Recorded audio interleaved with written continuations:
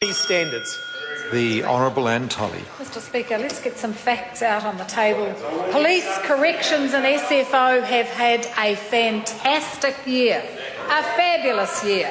Falling crime rates, I think we're looking at the lowest crime rates in this country for 30 years.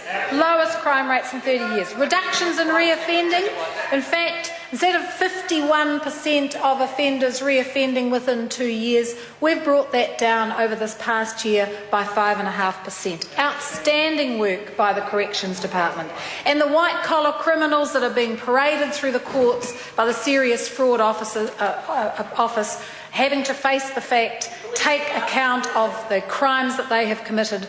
So we have lots and lots to celebrate in this government, and I am proud to be the minister of those portfolios. And this government is proud of those police officers that are out there on the street, and we're proud of those fantastic public servants in both corrections and the Serious Fraud Office. But what about the other side?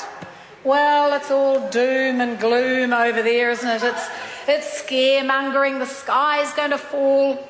Labor's police spokesman spent the year trying to convince everyone that there were cuts in the police budget. Well, I actually doubt that that man can read a set of books, because the police budget has stayed the same. And what's more, it's predicted to stay the same. Now, that's not a cut, that stays the same. That's not a cut at all. You look at some of his press releases, grim future for police under National. The mood of this week's Police Association conference is one of disappointment, with budget cuts severely impacting on frontline policing. Well, I got news for Mr Farfoy. Actually, frontline policing hours have gone up. There's more police on the front line now than there were 12 months ago, and this time next year we'll see an increase again.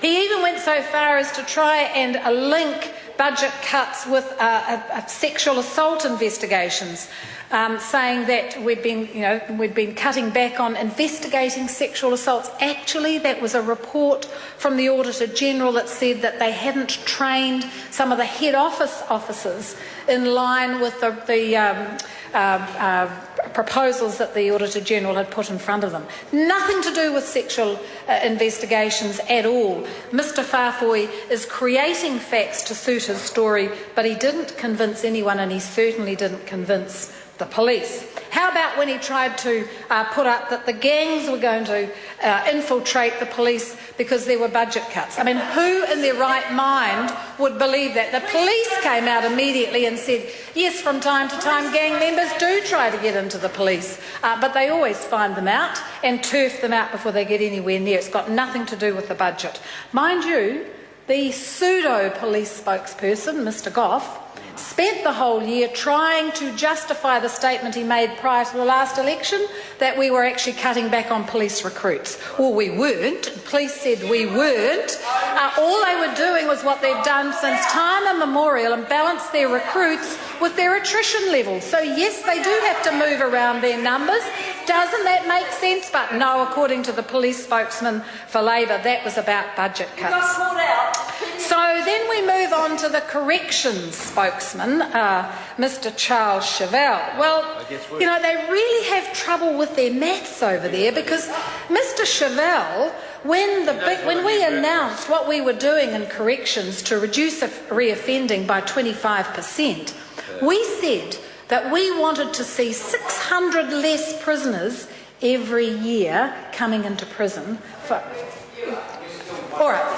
Fewer. I don't mind. It was 600. So why did Charles Chevelle say reducing prisoner numbers by 100 per year over the next 6 years is hardly anything to boast about? I'd suggest that he goes back to school, because he might need some national standards in maths. He went on and on and on, Mr Chevelle did, about the tabling of the contract for the Wirri prison, the building of the new Wirri prison. He went on and on and on about it. We were legally bound to table it. We'd been in discussions with the Clerk of the House about how that would happen, what form it would take, and of course it was tabled well within the time. And then what happened from Mr Chevelle? Nothing, actually. His only complaint was that I turned the sod without telling people how much it was going to cost. Again, can't read. All of that was in the press release at the time that we turned the sod. Meantime, Mr. Speaker, we've had a great year. Order. The Honourable Dr. Peter Sharples. Thank you, Mr. Speaker. I'd like to offer some light relief to the